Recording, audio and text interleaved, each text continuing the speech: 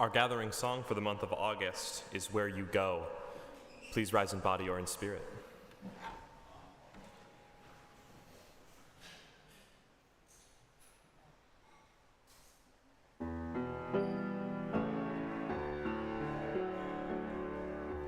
Where you go, I will go, beloved.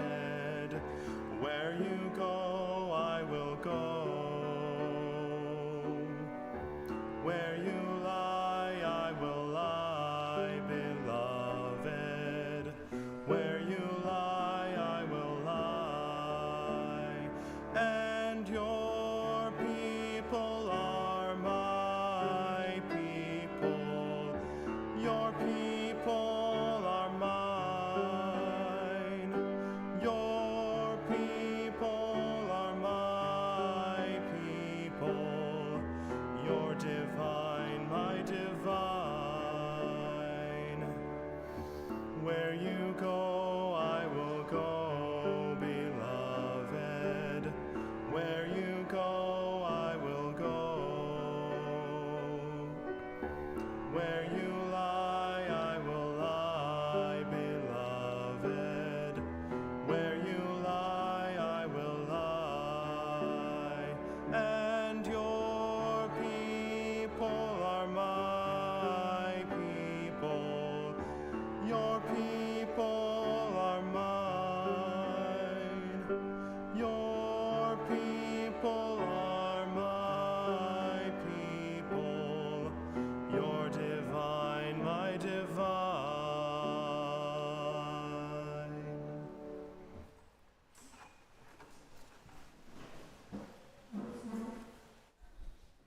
Good morning.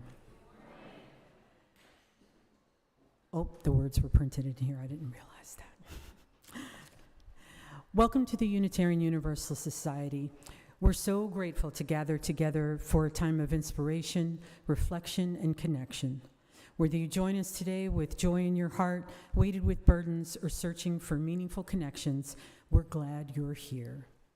My name is Kwanda Hood, and I'm a worship associate here at UUS. My pronouns are she, her. I am a West Indian woman of average height with salt and pepper hair. Seems more salt than pepper lately. But I'm wearing a black shirt, white pants. It's the first pair of white pants I've ever owned in my entire life. So I'm anticipating getting something on them. And I'm standing in UU's pulpit at the front of our sanctuary. This room and the adjoining commons are filled with people of all ages. And through the window walls of our sanctuary, we connect to the natural world around us where it is just breathtaking this morning. The weather is perfect, no humidity. It could be like this for me all year round. As we gather, we give thanks for for this land and all who have cared for it. Particularly the Kickapoo, the Iowa, the Sauk, the Meskwaki, the Oceti-Sakowin, and Sakowin nations. As people of many ages, genders, races, sexual orientations, classes, abilities, and health statuses, we know how important it is to come together and to work together to create a radically welcoming spiritual community. As Unitarian Universalists, our faith expresses our core values of love through how we agree to be together and how we choose to support one another.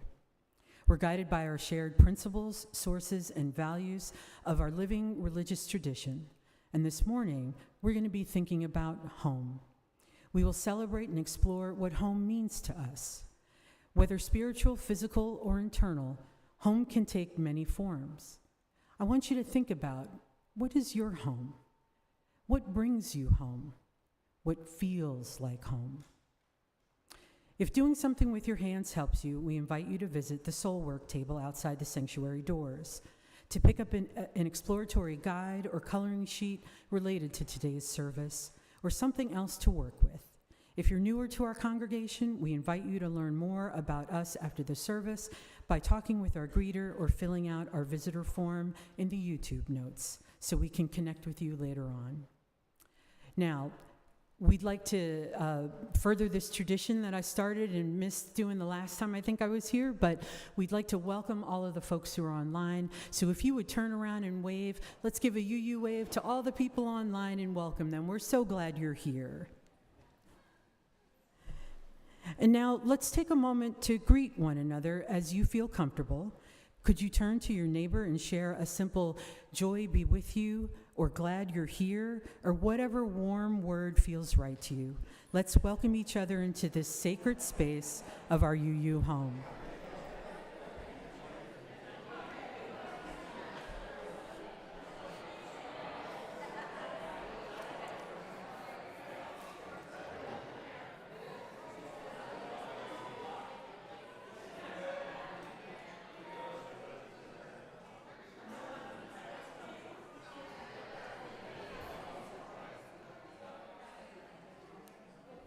All righty. So nice to say good morning to everyone. Finding home. So we're going to do a little bit of call and response. I'm going to read the part that says leader, and you guys are going to read the responses. Come in. Step across this threshold, leaving behind the noise of the world outside. Whether you arrive today weary, searching, or full of joy, you are welcome here, just as you are. We gather to find home. Home is more than four walls and a roof. It is the quiet inner sanctuary where our true selves are fully embraced and loved. It is this living, breathing community where every journey is honored and every story matters. And it is our shared commitment to tend to one another and to this sacred, fragile earth we inhabit. We gather to weave spirit, community, and justice together. In this space, we practice radical hospitality. We widen our circle and pull up another chair to the table. We commit ourselves to the work of equity, holding fast to the truth that our liberation and our belonging are bound together. Come, let us enter into spiritual reflection. Let us deepen our roots, open our hearts, and build a safer, more loving home together. Come, let us worship.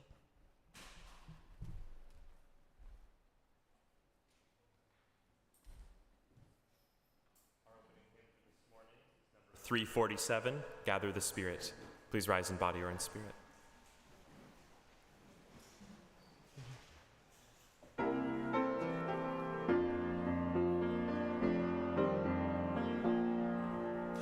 Gather the Spirit, harvest the power. Our separate fires will kindle one flame. Witness the mystery of this hour. Our power in this light appear all the same.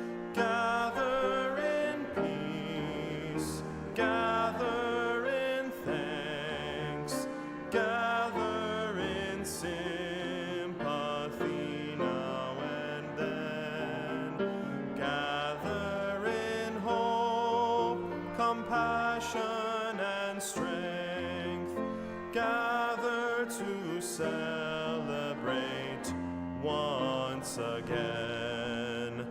Gather the spirit of heart and mind, seeds for the sowing are laid in store, nurtured in love and conscience refined, with body and spirit united once more. Gather in peace, gather in thanks, gather in sympathy now and then, gather in hope, compassion and strength, gather to celebrate once again. the Spirit growing in all, drawn by the moon and fed by the sun, winter to spring and summer to fall, the chorus of life resounding as one. Gather in peace, gather in thanks, gather in sympathy now and then, gather in hope, compassion and strength, gather to celebrate once again.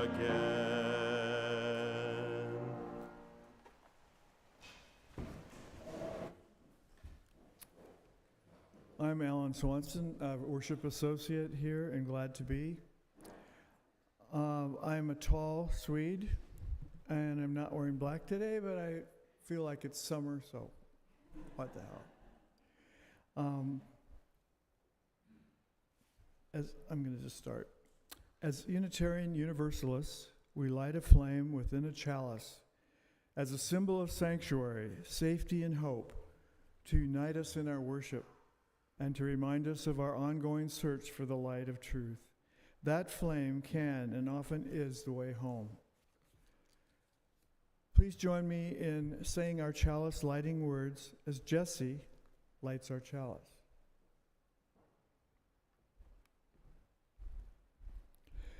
Life is a gift for which we are grateful. We gather in community to celebrate the wonder and the mystery of this great gift.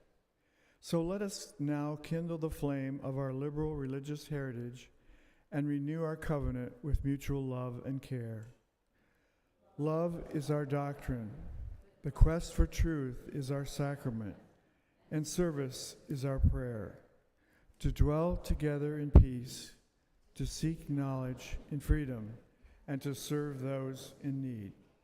This we promise, this we covenant, with life and one another. We also light a candle for justice and healing as a reminder of our interdependence with Earth and all members of the global community, especially the most vulnerable. We light this candle so that we may not be numb to injustice and trauma, but rather find strength, courage, and love as we work in solidarity with others for liberation, justice, and healing. Together we create resilience and hope. Today, as we light this candle, we're particularly mindful of how our inner search for peace, our open hearts toward one another, and our dedication to justice intertwine to build a true spiritual home for all. As I light a candle, let's hold a time of silence to listen to our hearts and bodies, or perhaps to lift up prayers.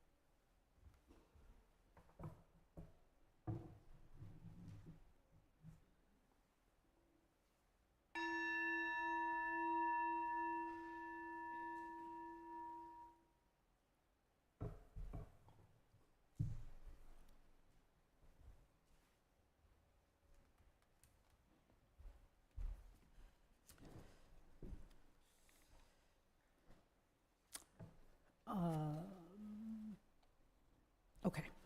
So for the Time for All Ages today, we're going to do something a little different. We're going to start out with our youth who are present and want to participate to talk about what home means to them.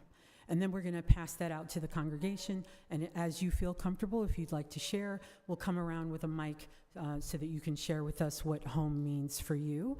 But now I'm going to turn it over to Ruth, who's going to get us started.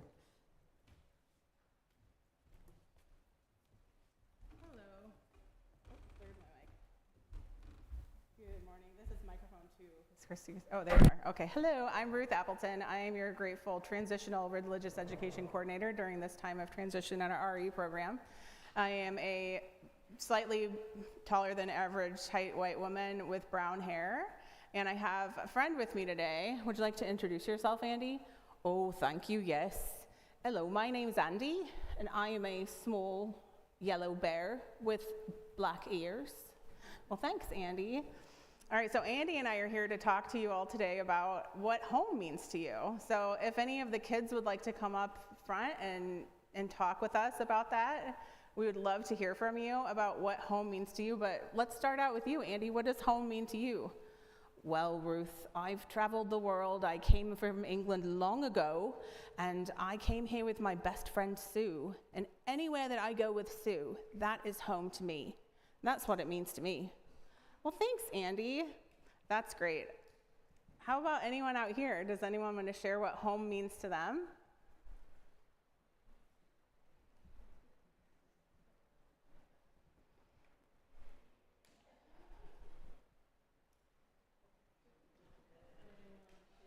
Means to them? All right, we're going to open it up to the congregation. I will save you.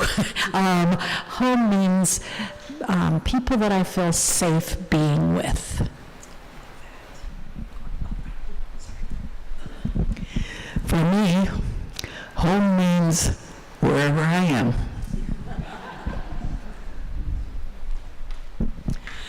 Home is a place where you can go and you're comfortable opening up their refrigerator. Yes. Agreed. Where?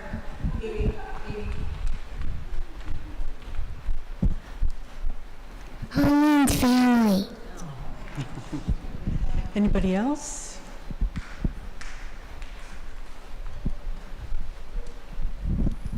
Where you can get a jacuzzi shower and feel good about it. Thank you. Where your family is.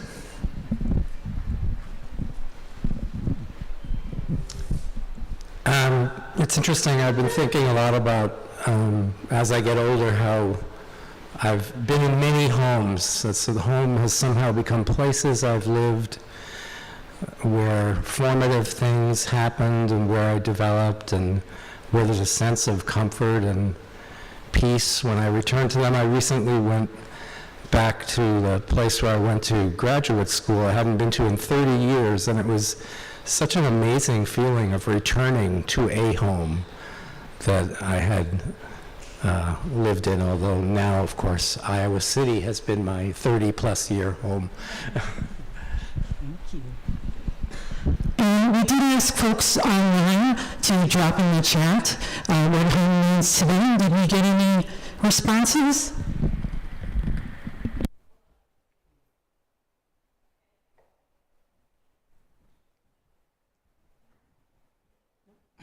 Okay. Well, feel free to keep dropping them in if you'd like. All right, do the lantern ritual. Oh, yes. All right, so now anyone who wants to go, we're going to continue talking about home. We're going to go outside and see if we can find some animal homes to look at and talk about what that means to nature and to us as Unitarian Universalists. So anyone who would like to join us for the youth and teachers, please come forward as Rory lights our chalice.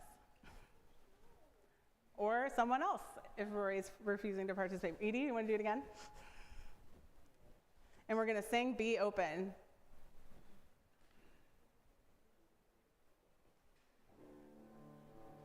Andy would do it, but he's too scared of fire. Be open for something wonderful to happen. Be open to the possibility. Be open for something wonderful to happen. Be open to the possibility. Aye, aye, aye, aye, aye, aye, aye, aye, aye.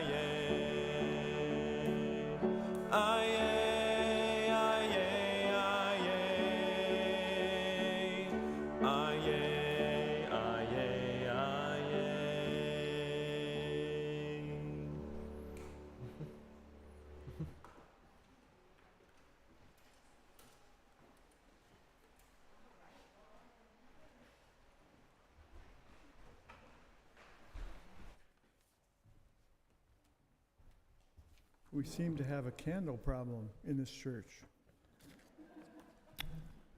I brought one from home today, but I didn't need it, but I think maybe I did need it. I'm going to talk about heartfelt moves.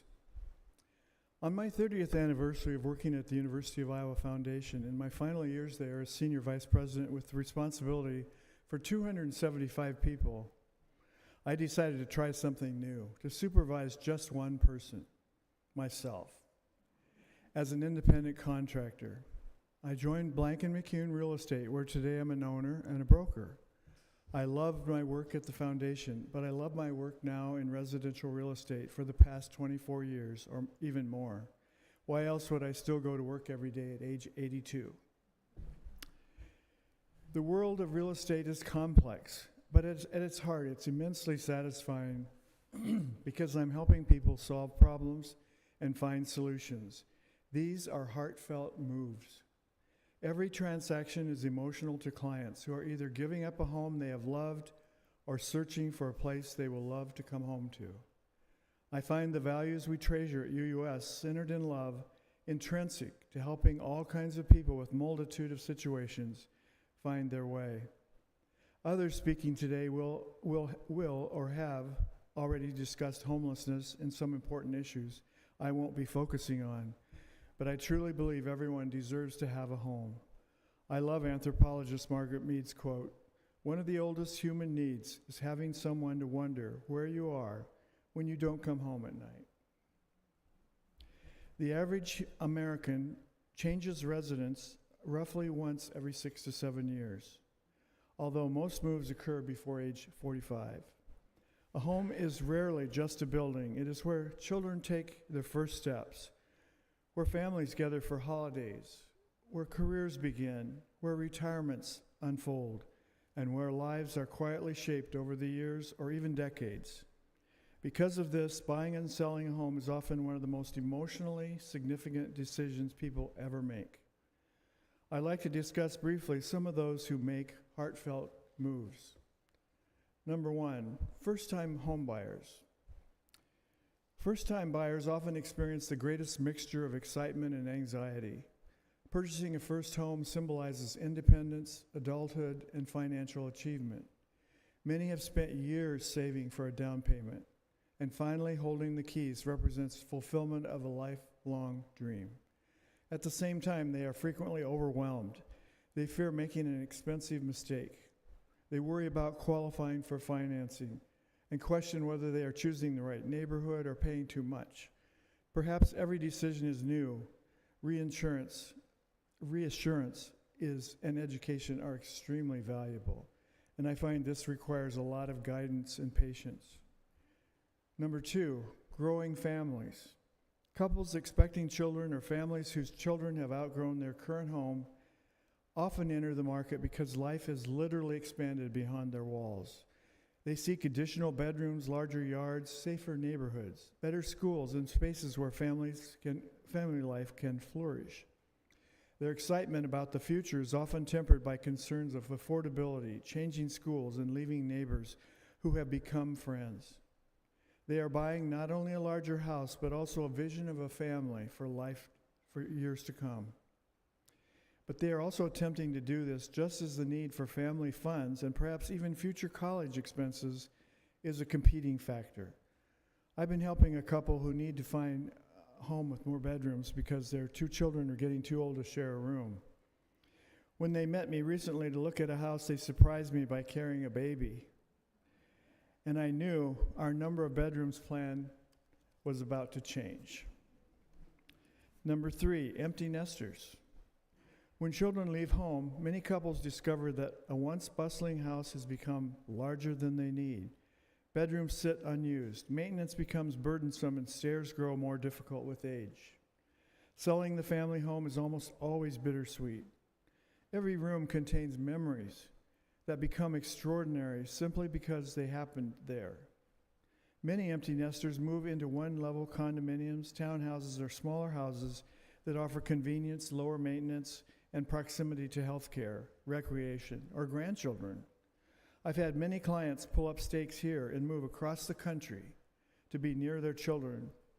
While the practical reasons are compelling, the emotional process often involves grieving at the end of one chapter while embracing another.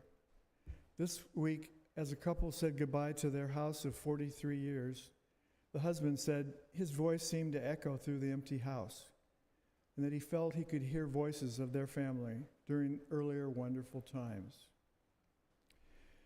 4, seniors transitioning to independent or assisted living. Perhaps no residential move carries more emotional weight than leaving a long-time home because it is no longer physically manageable. These homeowners may struggle with declining mobility, difficulty climbing stairs, maintaining large yards, handling snow removal, and home repairs. Adult children often participate in the decision, creating a complex balance between independence and safety. Many seniors fear losing autonomy, leaving behind decades of treasured memories. They may also worry about downsizing cherished possessions accumulated over a lifetime. And as many of you know, I've learned, your children often do not want things you hoped they would want and keep. Number 5, job relocations. Corporate transfers, military assignments, academic appointments, and career opportunities can require families to move quickly and often with little time to prepare emotionally. Some relocations are welcomed promotions. Others involve reluctant departures from communities where deep friendships have formed. Relocating families must simultaneously sell one home, purchase another one, establish new schools, learn unfamiliar neighborhoods, and often cope with separation from extended family. Stress levels can be extremely high, making organization and dependable communication invaluable. Our Iowa City area especially involves many such moves in the health professions. Number 6, divorce. Divorce combines one of life's most stressful emotional experiences with one of its largest financial transactions. The home often represents both financial security and emotional history. Decisions about pricing, repairs, possessions, and timing may become intertwined with unresolved personal conflict. At one of my divorce closings, one of the spouses had to stay across the street from the closing office due to a restraining order. I walked across the street to give him his half of the proceeds after the sale. Number 7, death of a spouse or family member. Selling a home after the death of a spouse or parent triggers memories, making ordinary tasks such as cleaning closets or packing belongings emotionally exhausting. Heirs may also have differing opinions about timing, pricing, or whether to sell at all. Empathy, patience, and flexibility are especially important during these transactions because practical decisions can't be separated from grief. Number 8, financial hardship. Unexpected illness, job loss, business failure, or overwhelming debt may force homeowners to sell sooner than they had planned. These sellers frequently experience embarrassment, disappointment, or fear about their financial future. Their primary goal may simply be to stabilize their lives rather than to look for profit in this situation. And finally, number 9, returning home. Some buyers return to communities where they grew up or where family members still live. Others relocate after retirement to be closer to children and grandchildren. These purchases are driven by belonging rather than by necessity. Familiar streets, lifelong friendships, family traditions, and community connections often outweigh purely financial considerations. The home becomes a bridge, reconnecting them to their personal history. In conclusion, the true foundations are love and human emotion. These make heartfelt moves often navigate milestones that include marriage, parenthood, career changes, retirement, aging, loss, financial uncertainty, or the pursuit of lifelong dreams. They deserve loving guidance through some of life's most meaningful transitions. It's all about people, and every home tells a deeply personal story. I have two brief quotations to end with. The first by a Tad Williams. Never make your home in a place. Make a home in yourself, for yourself, inside your own head. You'll find what you need to furnish it. Memories you can trust, love of learning, and other such things. That way it will go with you wherever you journey. And finally, a little bit of humor by Ken Hubbard. The fellow that owns his own home is always just coming out of a hardware store. Thank you.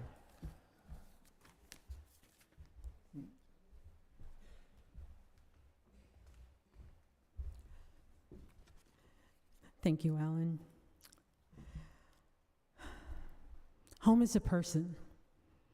Home is not a house, a building, or a space. It's not four walls or a roof in a certain place.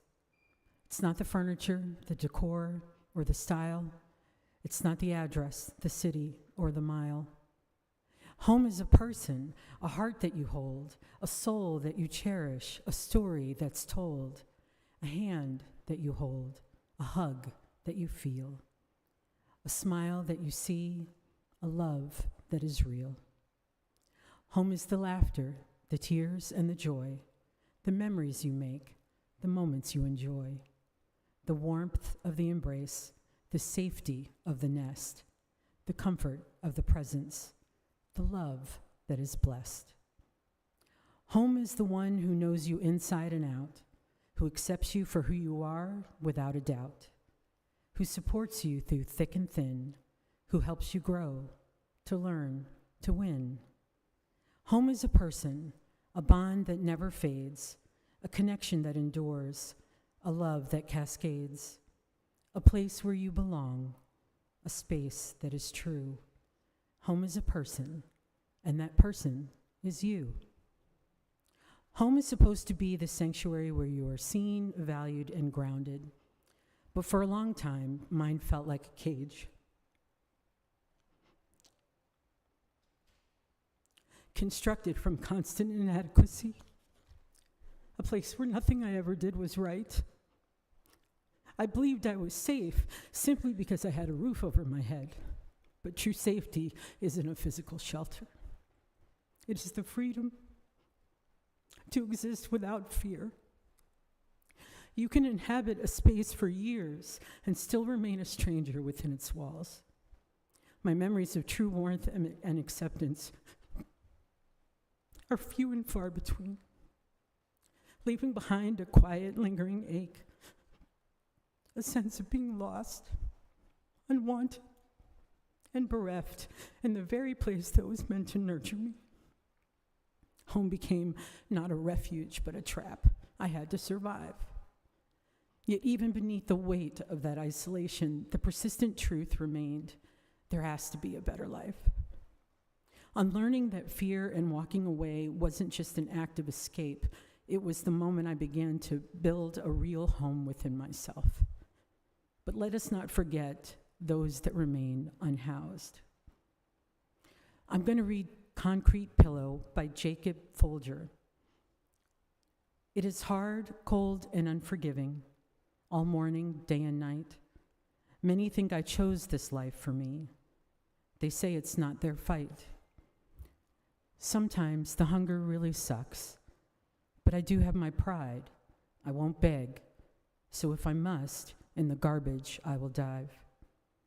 My one pair of stockings are so filthy and so stiff, I try to wash them in the public fountain, since I won't likely get new ones as a gift. I while away the hours. I just try to get through each day. I wish there was a job for me to earn some honest pay. I watch the traffic going by, busy people to and fro. It is though I am not even there. No one will say hello. It is now time to lie down to sleep. I pray the Lord my soul will keep. And whether or not I die before I wake, all homelessness in this world, please eradicate. That was from a selection of homeless poetry. The authors of this feel our lives as homeless, want you to feel their lives as homeless people for a moment. Taste it through their lips, know it through their touch, experience it through their words. A collection of poems written by formerly homeless people Jacob Folger and Fernica Hill. And now I'd like to share a short video with you. Due to copyright restrictions, the live feed will shift to just a view of the congregation and not a projection of the video on the screen. For our online friends, there'll be a link in the chat for you to play the video on whatever device that you're using if you choose. We'll pause shortly after the video just to allow a little time for folks online to get back over to the live stream of the service itself. This is Home from the Wiz.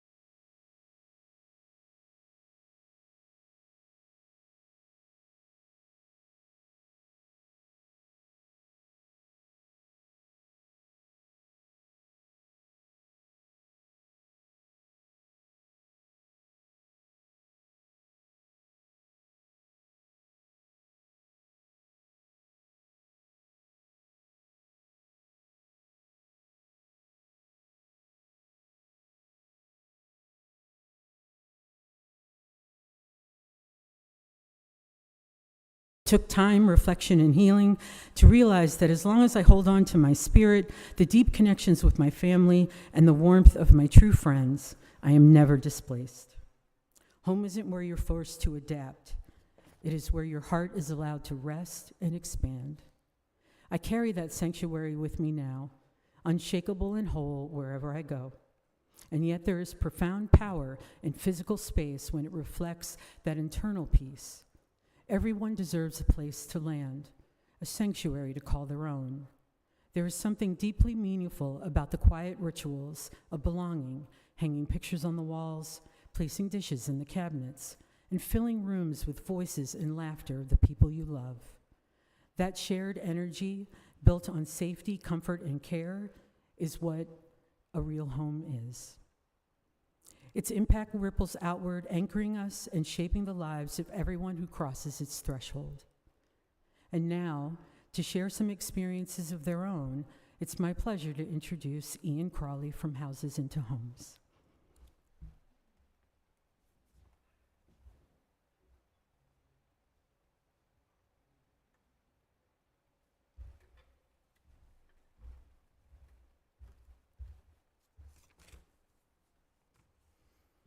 Good morning. So the theme today is home, and I work at a place called Houses into Homes. So it made sense for Quanda and Alan to ask me to come up and speak, and I have spoken of where I work up here before, and a lot of you are aware of it. So I'm going to go a little bit beyond, in my mind, what home is for, what making a home enables in people. Thank you to everyone who has shared so far. I particularly love the home as a place where you're comfortable opening up the fridge. I didn't see who said it, but apparently I make myself too easily at home places because I don't need to know you very well to open up your fridge when I go home, when I go to your home. But I love that. When I talk with a friend or a neighbor who hasn't yet heard of Houses into Homes, the place where I work, it's a furniture bank for those who don't know. A good clarifying way to illustrate what I view as the essential nature of our mission, what we do to put furniture and things like beds and pictures on the wall, that sort of thing in people's homes, is to ask about a favorite piece of furniture from maybe when you were growing up or right now. And I think I maybe have done it from here before, but I'll just ask everyone to think of one now, a piece of furniture.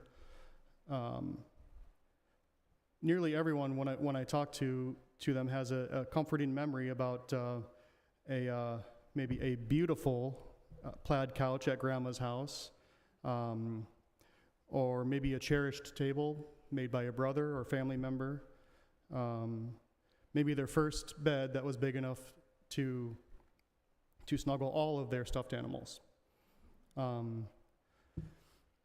I myself tell sometimes the story, and I think I have from here, about the blue chairs that we had at home when I was a kid growing up that were kept fancy even with me and my two brothers in the house by the plastic sheeting that covered them, except for when we had company over. And then while reminiscing about a piece of furniture and talking about maybe the recliner that they currently collapse into at home after a hard day's work, I tell the friend or the neighbor that the warmth that you're experiencing right now is what Houses into Homes gives to people.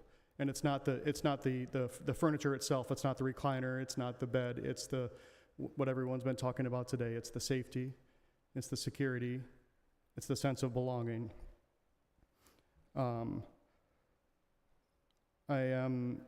The ability to be at home in yourself. I'm reminded of a quote from someone that Houses into Homes served a few years ago, and it was shared in a newsletter just a few months before I decided that I had to work at Houses into Homes.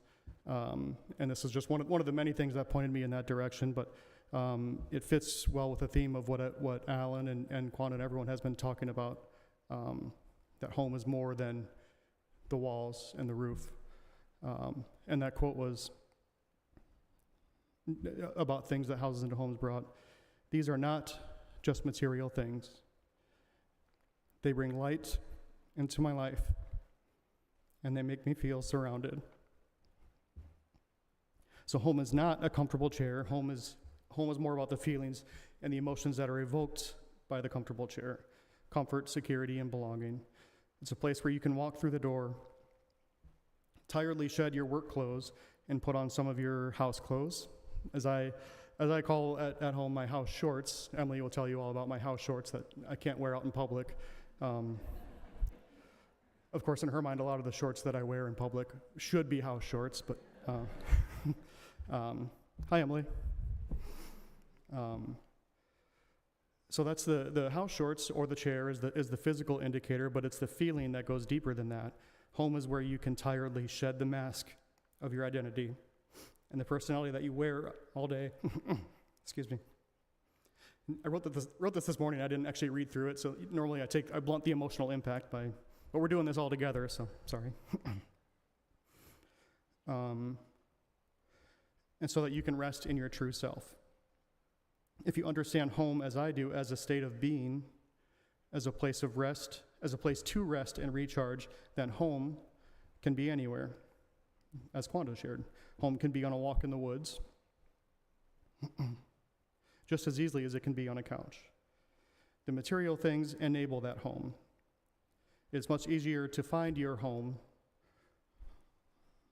either in a walk in the woods or a conversation with a loved one, with a family member, when you aren't worrying about where you'll sleep tonight or what you will sleep on.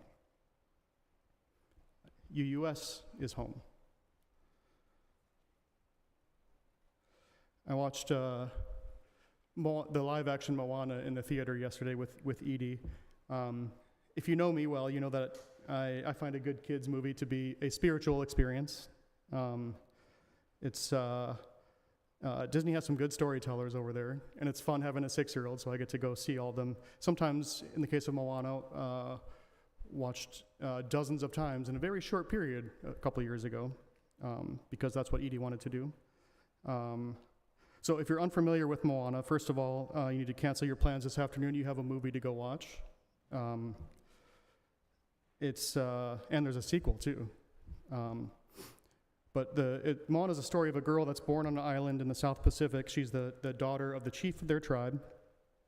And the tribe is entirely contained on their island. That's their home. No one travels beyond the reef. But Moana feels this calling towards the horizon, towards what's unknown beyond the reef, starting when she's very young. So she has this pull growing up between who she's supposed to be and the voice inside that she understands as home, calling her outward. And it's not too much of a spoiler, I don't think, to say that she finds her own home, meaning finding herself on a voyaging journey that only she can make in order to save their island, her home, from a blight killing the coconut trees and driving the fish away. So her home is on the seas as a voyager or as a wayfinder.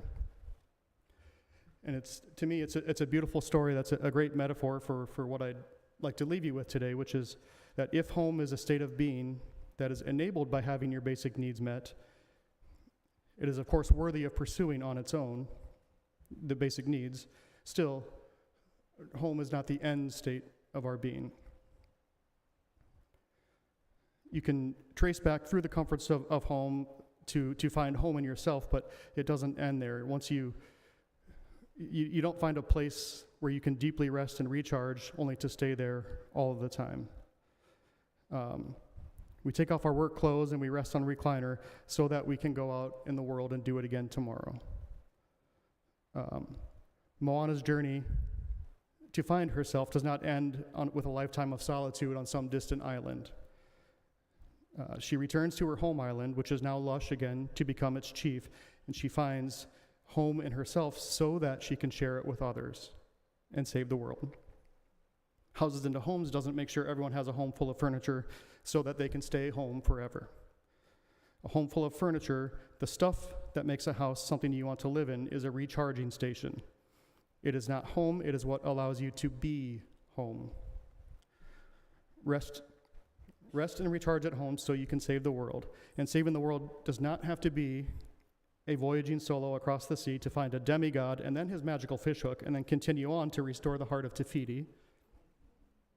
That was a little bit of spoilers, I'm sorry. But saving the world can be as simple as helping one other person find home.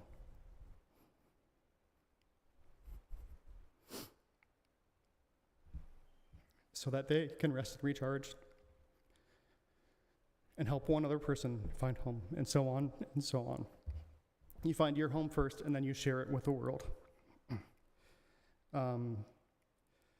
Because there's a Moana 2, there's a sequel. And guess what? Now that in the first one, Moana finds home in herself, and she shared it with her island, who in turn finds their home as a collective village. They don't stay isolated forever.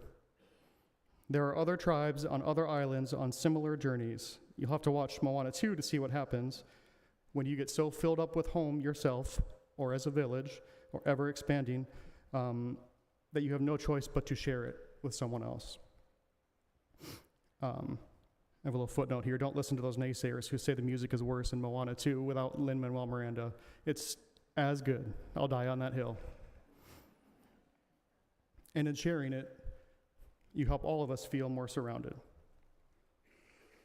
I'll leave you with a poem I read recently that was, I think, just algorithmically fed to me, but I like it, so I'm going to share it with you. It's by someone called Robert Pearson. Sometimes your next halting step is more powerful than the grandest vision. All a leaf knows about building a tree is to turn towards the light. Finding home for a leaf means turning towards the light. When 1,000 leaves find home, you've got yourself a tree. Maybe it's an apple tree that bears a fruit that's so nourishing it covers your basic needs, which allows you to find home. What kind of tree can we build if there are 1,000 of us? What kind of forest can we create if there are 1,000 trees? If Moana is fundamentally about home, its true message about home is an understanding that home is not the end of the story, it is just the beginning. It's found in the parting words between Moana and Maui. We'll see you out there. Thank you. We'll see you out there.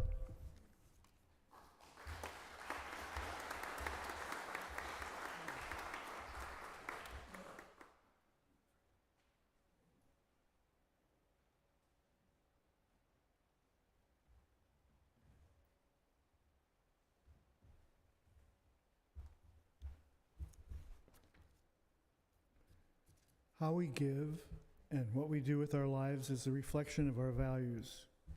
As we discern how abundance flows in different parts of our lives and communities, this congregation donates each week generously to organizations in the community whose work aligns with our values and principles.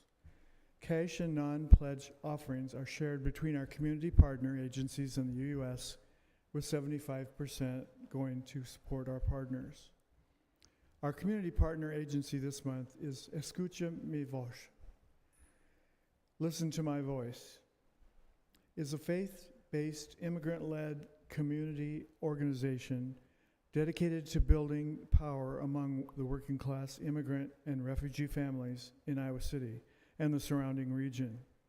Driven by the core value of dignity for all workers, the grassroots group mobilizes community members to advocate for fundamental human rights, fair labor practices, and safe working conditions, particularly across the agricultural and service sectors. Through direct civic action, community education, and policy advocacy, Escucha Mi Voz empowers wage theft, and inequality by providing legal rights training and creating a unified platform for underrepresented voices. The organization ensures that working families have a seat at the table in shaping local policy and fostering a more equitable community. If you're writing a check in the memo line, please either write pledge or contribute to your annual pledge or offering to support our social justice giving. You can follow the instructions on the screen or give online via text. Your offerings are a sign of your commitment to this congregation, which is completely supported by the generosity of all who join us. As we give and receive the offering, may we be transformed by our giving, and may the world be transformed by our gifts.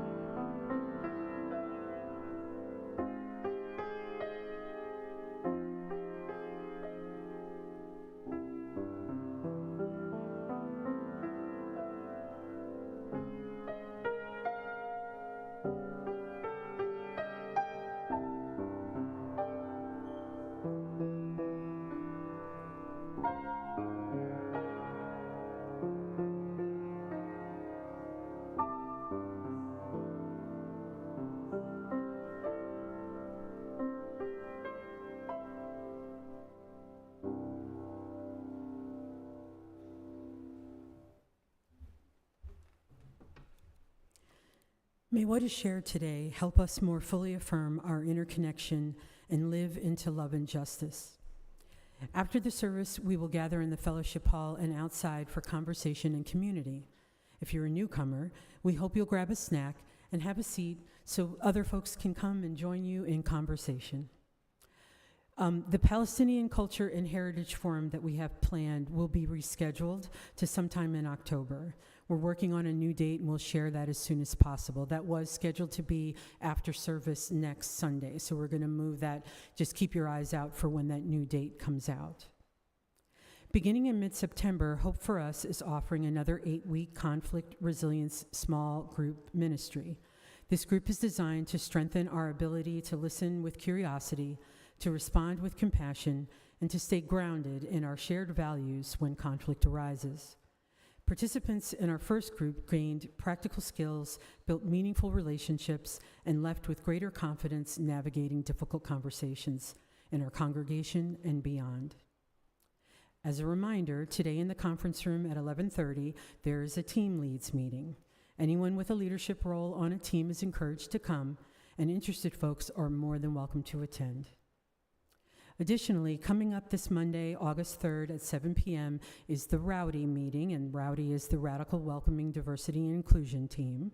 You can come and find me after service if you have any interest in joining or finding out more information. On Tuesday, August 4th at 7 o'clock, the prison ministry meets, and Thursday, August 6th at 6:30, the Justice Ministry Council meeting will occur, where we will consider the next round of Jean Hood Fund for community engagement funding requests. At this time, we haven't received any, but who knows between now and then if there might be something else. The Peace Campers created greeting cards and extra tie-dye shirts to sell to support Houses into Homes and Habitat for Humanity, a Humanity Women Build. There will be a cash-only pop-up shop in the fellowship hall during coffee hour, so we'll hope that you'll support that. If you'd like to learn more about some of the groups that I've mentioned, there'll be tables in the fellowship hall where you can sign up or talk with folks to get more information. And we hope that you'll join us after service in the fellowship hall or outside, since it's so beautiful today. And now we'll turn it over to Andrew. Our closing hymn for this morning, number 1064, Blue Boat Home. Please rise in body or in spirit.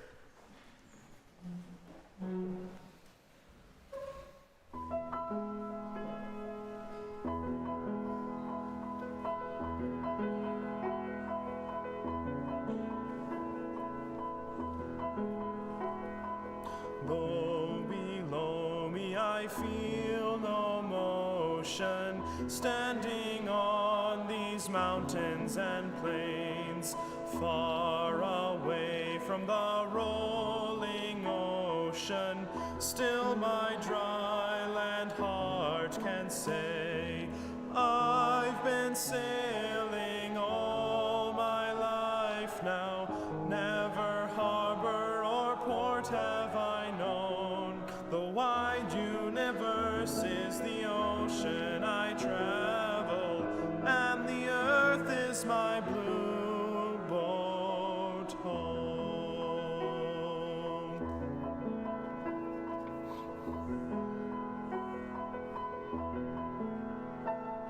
Sun, my sail, and moon, my rudder, as I ply the starry sea, leaning over the edge in wonder, casting questions into the deep, drifting here with my ship's companions, all we kindred pilgrim souls, making our way by the lights of the heavens in our beautiful blue boat home.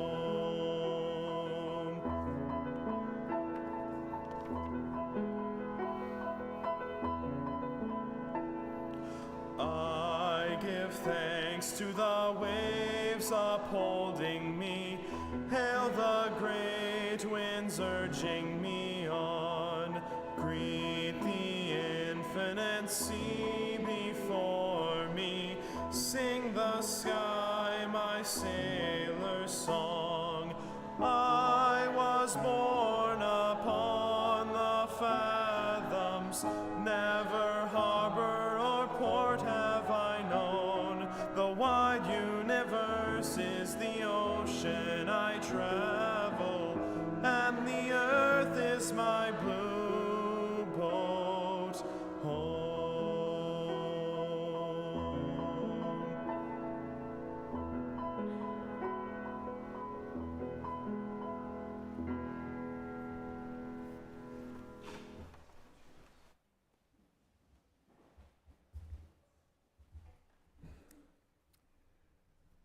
Please join me in the words for extinguishing the chalice.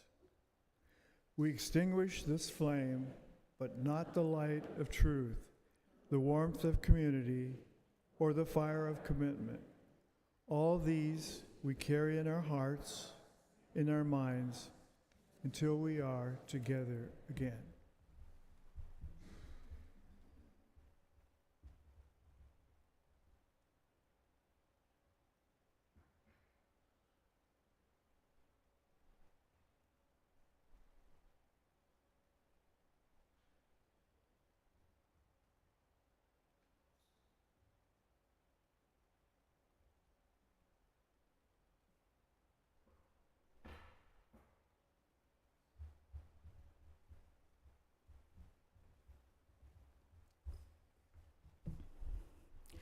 A home and a community.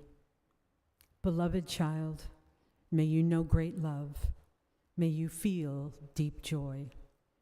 May you understand the work of justice and the light of truth. As you grow into this world, this community will always be a part of you, and you will always have a home with us.